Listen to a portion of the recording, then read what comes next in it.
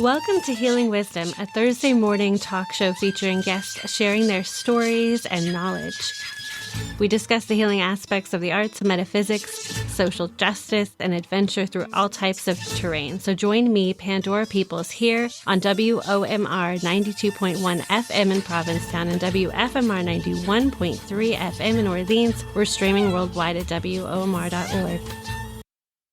My guest is Rebecca Burrill, expert movement sound instructor, who will be teaching an immersive 7-day workshop at Findhorn in Scotland, June 10th through 17th.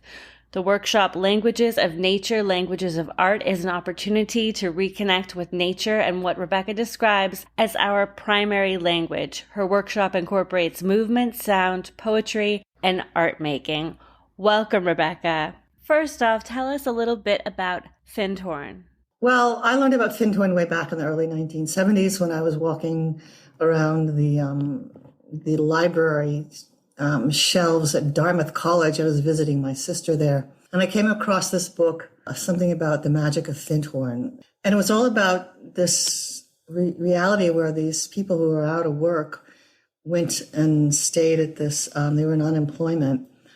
These three people who've been running a hotel, and they got laid off nearby Findhorn. So they went to live in a trailer park on the sand dunes, but all three of these people had a long time had a deep meditation connection with guides, inner guides, and they were instructed to make gardens there in these sand dunes. So it was a combination of learning about what to do about that, because I knew absolutely nothing about gardening, and as well as breaking through with one of the meditators guides broke through to communicate with what's called the nature divas. And the nature divas are the form-taking patterns and intelligence of a plant.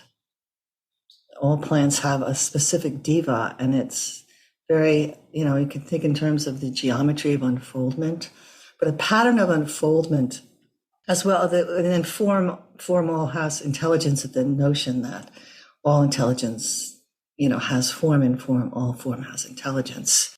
In other words, the intelligence of nature, the intelligence of creation. It's not just about humans are the only ones around here who have intelligence. And so they communicated with these divas to get guidance. And by, not within less 10 years, these gardens had become famous, worldwide famous, because of these extraordinary things that they were growing there in this place. And so since the late 70s, they became the Findhorn Foundation, and they have been what they call educational charity, which is the same thing as saying nonprofit here in the United States, an educational charity ever since, teaching about human relationship with nature, higher consciousness of who we are as human beings on the planet, and what our fundamental where our fundamental belonging is with a kinship and reciprocal relationship with nature, learning from nature. That was way back in the early 60s and 70s that this was all taking form. And lots of hippies came from the United States over there to stay, attracting people from all over the world to stay for periods of time to learn and participate in these gardenings and participating in higher consciousness, coming to understand, our relationship with the world as more of a spiritual relationship rather than just this materialistic, consumerist progress and development and profiteering, and that whole very destructive, essentially, and it was understood back then that was a destructive way to be going about being in the world. So that was part of their teachings, to explore and learn other ways of being in the world that was co-creative with nature and with other humans, and rather than competitive and destructive. And so now, how's this figure in for me? I was enchanted with Findhorn way back then, and was so delighted to have a sort of a reinforcement to what my childhood sense of nature was about. Was full of these mysterious intelligences and presences and qualities of being. And and which is what it's about. I mean, it's about the communications that Dorothy had with the divas weren't in words. They were in qualities, senses of qualities. And so that's not the typical sort of decoding of communication that we know about. But what I came to understand when studying dance, I always grew up dancing, but I had a neuromuscular issue and I had learning disabilities. But it all came down to when I went to get a quickie dance degree, so they would pay me at my local high school for teaching there because I was volunteering. They said I needed a degree to get paid back in the early 70s. So I went off to get a quickie degree and ended up getting a doctorate in the study around what I call movement-based child development. So I took what I combined movement and learning disabilities and dance all together and followed a pathway that showed me that, well, this fundamental sense of quality as communication and meaning was primary language that gets patterned in utero. Movement and sound are first perceived as one thing, which makes sense because all movement makes sound and all sound is movement. So that our immediate relationship with it in utero environment was all sound and movement. That was part one of my interview with movement sound instructor Rebecca Burrill. Part two will air next week.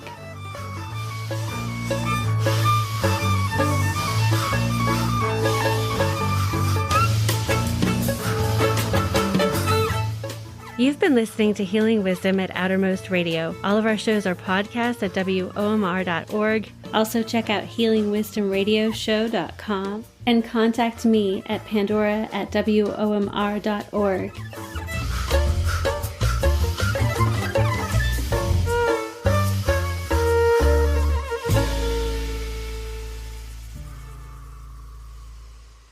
Our theme music is provided by Mason. You can find her website at masonmusic.com. That's MAESYN.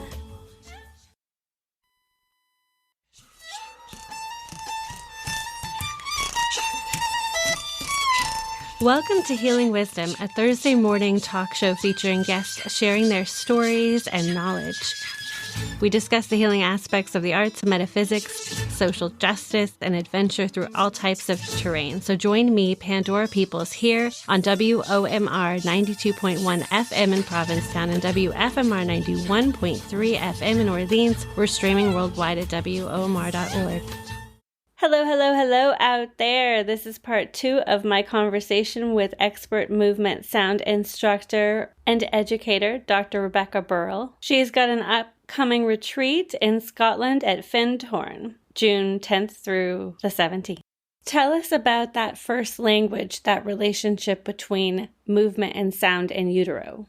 Every gesture of sound evoked a movement, and every gesture of movement evoked a sound. So there's this immediacy of the identity of meaning. What's the quality of this experience I'm having? This is the first languaging. And so then I came to understand that this was really the language of art. So art is our first language. It's an aesthetically organized language. Our perceptions are aesthetically organized.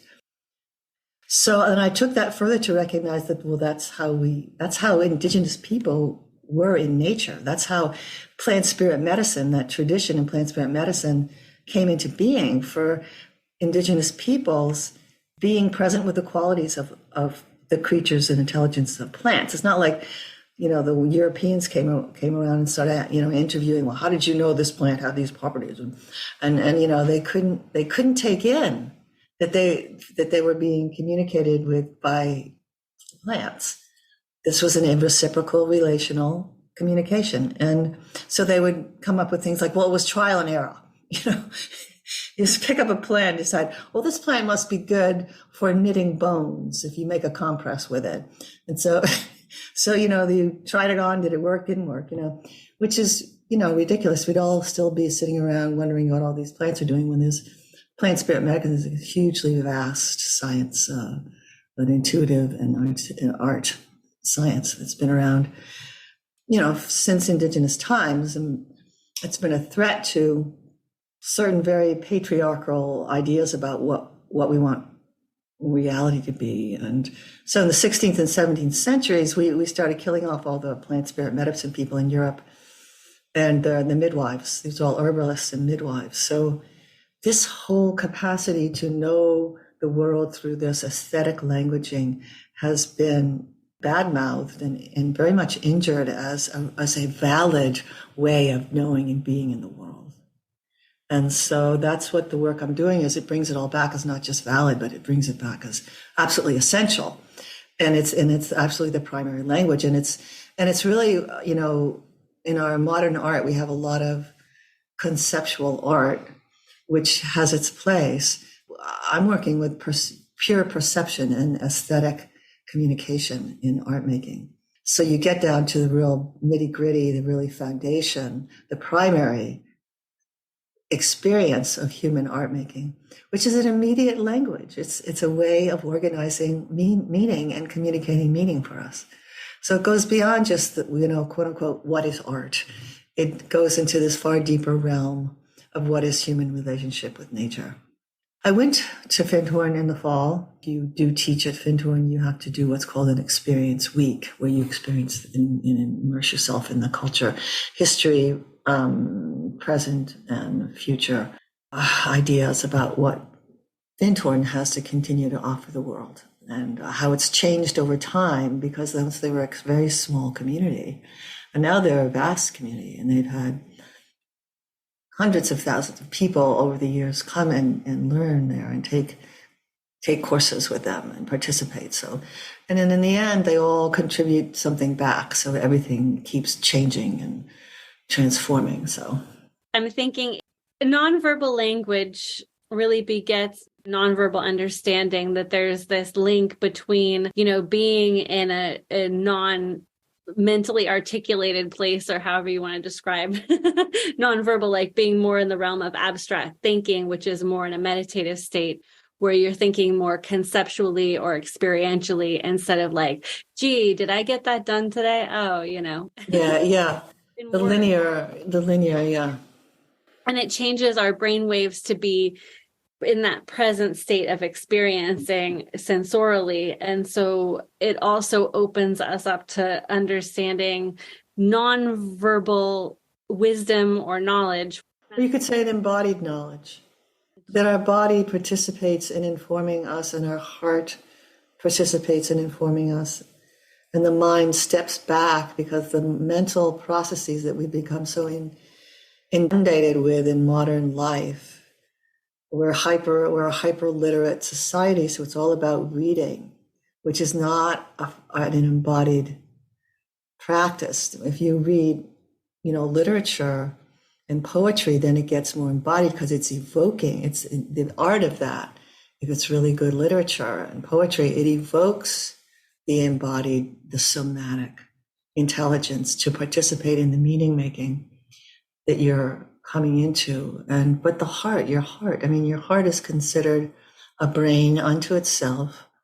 And it's electromagnetic, it's hormonal, it's biochemical, which is, it's a whole bunch of different things which it communicates to our whole body, mind, sense. And in this understanding, and because I'm a movement-based child developmentalist, and there's an understanding in other people, other studies, other fields that have come to understand the vital foundation of movement to our thinking processes, our intelligences, our emotional organization.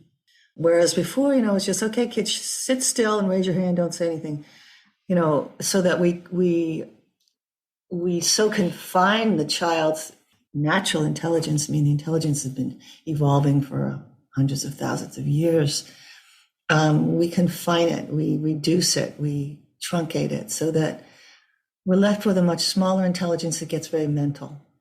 And that's, and so much reading makes that, because reading is not a natural process, it's a cultural one. And it's very clever one. And the original alphabets were somatically based, like the original Hebrew alphabet was somatically based. So it was still a story. Every letter had a story to it. So you're still in the oral tradition of things. And then when the Greeks took the Hebrew alphabet, they totally abstracted. Everything became an abstraction. There was no more any story related to the picture of the letter.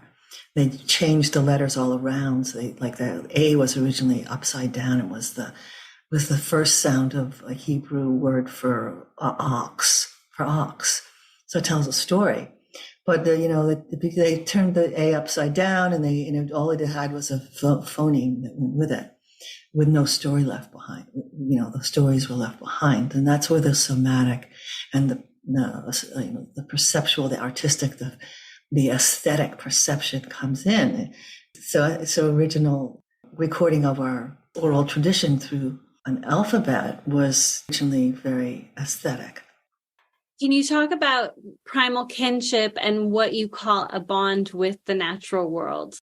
This is what this language is, and it's such an embodied language, and it reflects our embeddedness. So embodiedness and embeddedness, which are two things that are, we're very disembedded. These super rich people making rockets and things, and practicing maybe leaping off to Mars and construct artificial environments there. That's incredibly disembedded. We're out of our rhythms and deep associations with the natural world, and the perceptual processes of the natural world is like, science come along and says, well, what's moving? The stories tell us the sun moves across the sky, but science tells us, oh no, it's the earth that's moving around the sun. That's just an illusion, and it's a very primitive idea.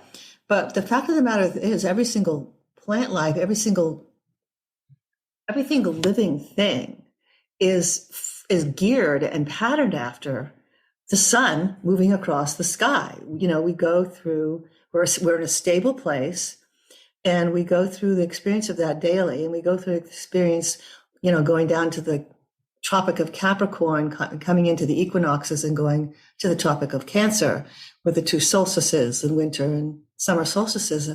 Those are perceptual patterns and rhythms, biological rhythms that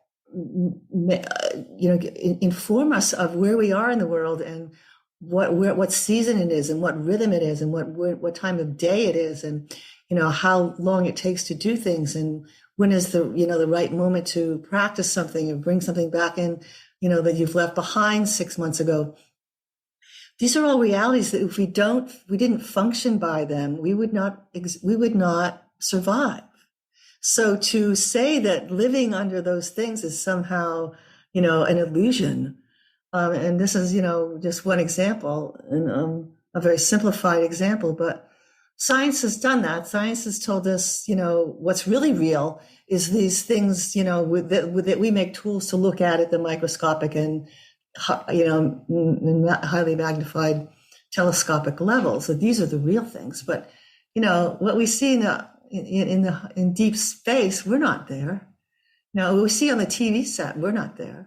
We see in the magnifying glass, well, there was someone who was there. I can't think of her name right now, but she wrote the book called A Feeling for the Organism, or else another, I'm just not thinking of her name, but she's quite famous. And she was a genetic biologist with plants. And she was so deeply immersed in this microscope, she got connected and associated with these qualities that communicate. Okay, and so that was her phrase, a feeling for the organism. In other words, this is a companion in there. They know you're present, and you know that you're present with them. Okay, this is a whole nother way to be in the world, instead of thinking the world is ignorant and inert and just there for us, our human exploitation. Well, we can't have intelligence unless we know where we are in the world, unless we're in relationship to our embeddedness. We need to be embodied in our embeddedness. And that's what I was talking about. This language is about being embodied. So all of our body, heart, and mind inform us, and that we can't have an embodiment without an embeddedness in the place where we are. But in modern world, we're both disembodied and disembedded. And the name of the scientist was Barbara McClintock, and she won a Nobel Prize. She really did usher back into the scientific world that, well, we're in a very intelligent creation. It's not a dead thing for us to exploit and to tease the secrets out of it so we can use them for our own final design. there's not other than a hugely enchanting and wonderful, wondrous world that we're in that we'll never fathom. And that's mostly part of its wonder. If what we're observing is always changing based on who's observing, and yeah, it means that none of the ways that we try to objectively analyze, like, say, animal behavior, yeah, or observe human behavior to understand, right, yeah, none of it takes into account that there is a sense of being observed, or just this more basic relational consciousness. So can you talk a little bit about improvised ceremonial movement in connection with natural environments? So what I do is I do guided meditation to go back into utero. So we try to experience this, just the sense of sound and how that resonates in you and what kind of quality and gesture arises from that, so that we get that immediate Reciprocity of quality, which immediately communicates something to us. Is it a harsh quality? Is it a soft quality? Is it a light quality? Is it heavy quality? Is it fast quality? Is it slow quality? It's all these qualities that give us meaning. So I take us back into that utero. We try to get into that pure experience. And then we come out of utero and we actually emulate the mother-infant dialogue, because it's all this perceptual metaphor, what I'm calling this movement sound. Original language is perceptual metaphor. It's a metaphor. And Gregory Bateson, who was married to Margaret Mead at one point, was also an ecologist and philosopher, tells us that metaphor is not just pretty poetry. It's the pattern in which all of life communicates with one another. And so, I'm bringing us into that. I'm trying to allow my participants to experience that for themselves. And then after we do the mother-infant dialogue, which is all gestural and sound, and it's no words, but there's a communication and there's a bonding and there's a, camaraderie that comes out of that, and meaning, deep meaning. Then we go in what I call movement games and movement sound games. So we start playing with these perceptual metaphors and tossing them back and forth across different sensory modes, which is what's going on. With mother-infant dialogue in utero, it's mostly the movement sound. The movement has all these different qualities, and the sound has all these different qualities. But when, we develop in utero, all of the different senses start coming to sort of differentiate out of that fundamental. And when we're born, we start to exercise the learning and practice of knowing the world through all those different sensory modalities. And so we throw things back and forth from modality to modality, and that's what perceptual metaphor, that's how it operates. You've got to be embodied, embedded to learn it to begin with. And so, we'll like move a sound, or we'll move a color, someone will move and someone will give it a color. So there's a visual movement, sound, transforming back and forth, throwing across the sensory modes. So, you can see the lay of the land of a hill going into a valley, and you can move that yourself with your own body. So you can give it a musical phrase. That's what art is. You see, art is coming right out of all. And so we practice all of that, and we become very consciously aware of it, because it gets so sublimated in, art and music. We have it once a week in elementary school. These ways of making meaning and communicating have been very marginalized. They're not central. We have this thing called STEM, science, technology, engineering, and mathematics. And then they say, well, we better add some art to that because that's in vogue and that's part of our research. We do research on the importance of art. And then we put A in there, let's call it STEAM. Well, my equation is A parentheses STEM. In other words, all of the STEM stuff is actually contained within the arts. That languaging is fundamental. We couldn't have STEM if we didn't have A. We didn't have art. It was aesthetic intelligence. Okay. We bring that into consciousness, which is very contrary to our culture. I evoke the very essence of art making beyond the modern notion, let's have an art class. And so we start with art as a concept and we make it through a concept. But here it's pre-conceptual. It's back into the pure perception of things. We start with movement, just pure sensing movement. Then we have a gestural movement that we keep. And then Then we allow the feeling quality of that to come into it. And then we allow an image to arise from that feeling quality. And then we make the image on paper. And then we give the image a poem. We give it words. And then we put the poem to movement. So we go full circle. Okay. And that's an exercise. And everyone takes their little scenario like that. And we make mini dances. Okay. So each person becomes an artistic director of their own dance as well as participates in it. And, we're using these conceptually, we make scores about what our poetry and our final piece of movement was all about. And then we come up with these little mini dances. And so that's in preparation for the next step, which is to go into nature, immerse ourselves in a meditative state in nature, and immerse in all of the different sensory qualities that nature is offering us in any one given moment, and become immersed in that languaging, those qualities of meaning.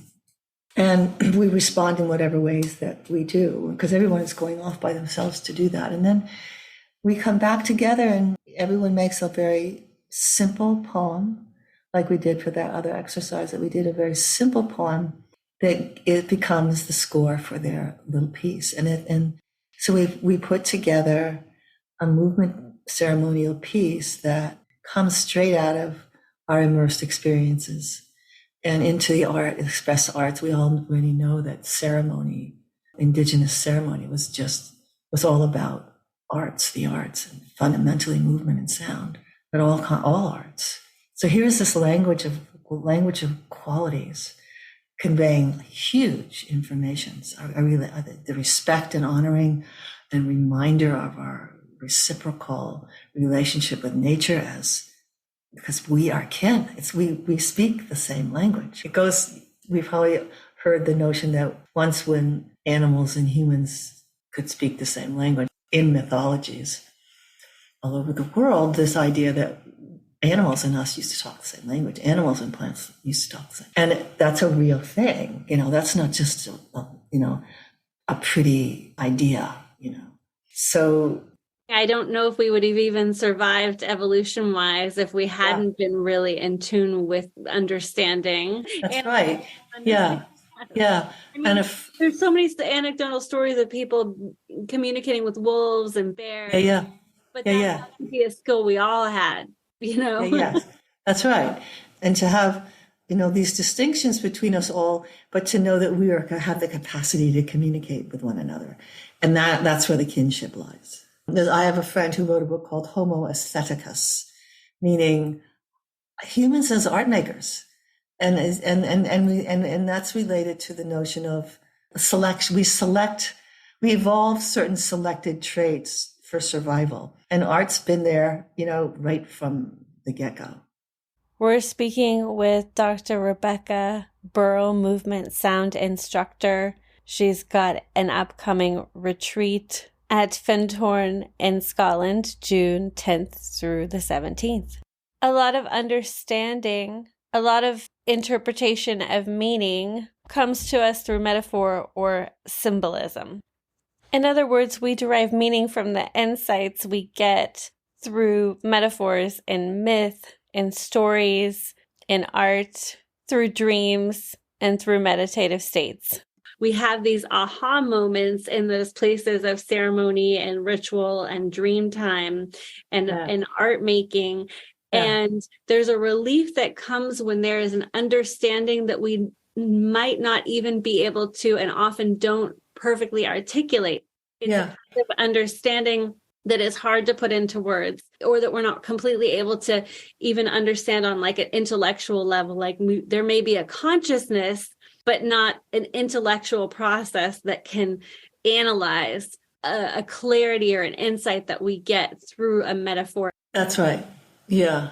Yes. And because it is outside the verbal realm, and it is in the embodied whole intelligence, body, mind, heart intelligence that we are communicating with and talking that language. It's really full of wonderment.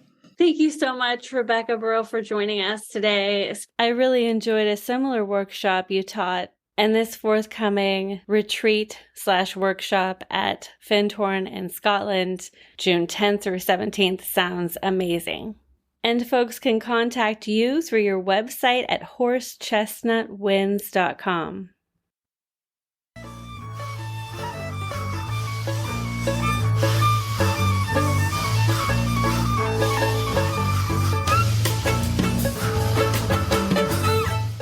You've been listening to Healing Wisdom at Outermost Radio. All of our shows are podcasts at WOMR.org. Also check out healingwisdomradioshow.com and contact me at pandora@WOMR.org.